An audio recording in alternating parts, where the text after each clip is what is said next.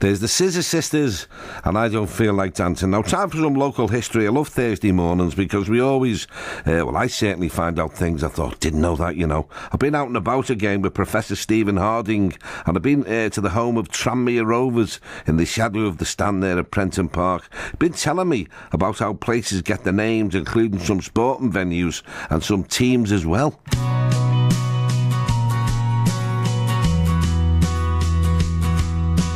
The whole area on both sides of the Mersey is crammed full of Viking place names, and what they tell us about the people that were here all those years ago and what they got up to.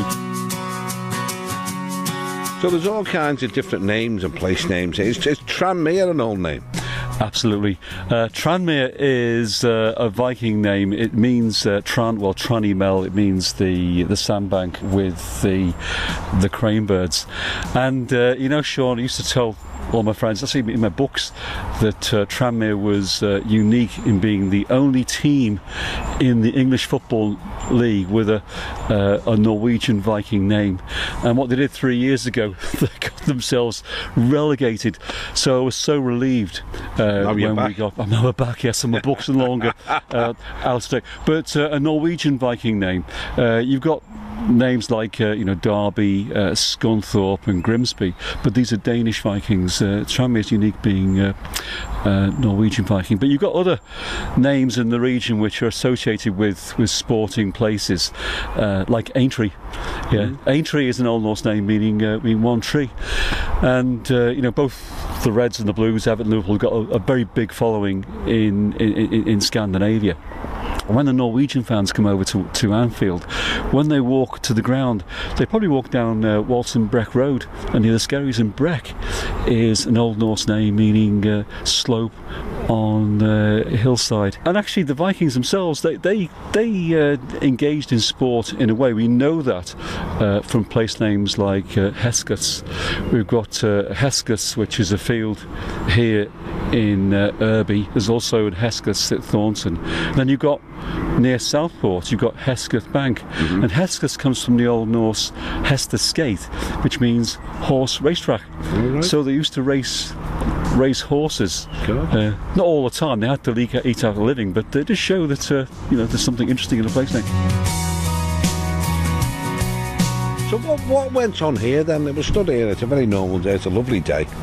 And yet, this is a hotbed, isn't it, really, for history, for the Viking history in particular? Yeah, both sides. And again, to go back to names, they tell us a lot about the people that were here. So you've got names like Thurston, which is Torstein's farmstead, Frankby, which is Frankie or Frackie's settlement, Whitby, which is probably Vitty's settlement. And on the Liverpool side, you've got Ainsdale, Einelf's Valley, Toxteth, one of my favourite places, which is Tocky's Stadius, Tocky's landing place, Croxteth, which is Crocky's place. And actually there's a Croxteth or Krokstad here in the north of Iceland. But it's not just blokes, we've got ladies' names too, which are preserved in place names, particularly sort of local minor names. We've got Ingrid appearing in a field in Capenhurst, Sigrid, she's got a halfland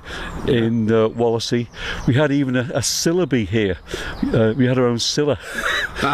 It's gone now. But at Tranmere near the docks, there used to be two pools which have now been sort of taken over by Camellards and the Tranmere Oil Terminal, and they preserved the names of two Viking ladies. There was a Gonal pool which preserves the name of Gunhilda, and Reynolds pool which preserves the name of Ragnhild. So that shows you that in the Viking society on Merseyside that women played a very prominent role, as well as the blokes. But it was not an easy life here. We know that. I mean, a lot of history here. I mean, do school parties go out and have a look around and get told about all this? And because it's fascinating, isn't it? Yeah, I think more so now. When I was a youngster in Wallasey, I honestly would have loved the chance to have learnt out about our heritage here. But I don't think, to be honest, even then the school teachers knew much about about the history. This has all really come out over the last 20 years. So yeah, I think we'll see more and more of youngsters appreciating the Viking heritage on both sides of the Mersey. And it's well covered in your books, of course, isn't it? Absolutely, which of course no longer out of date. No, back in date now. Tranmere have come back. Yes.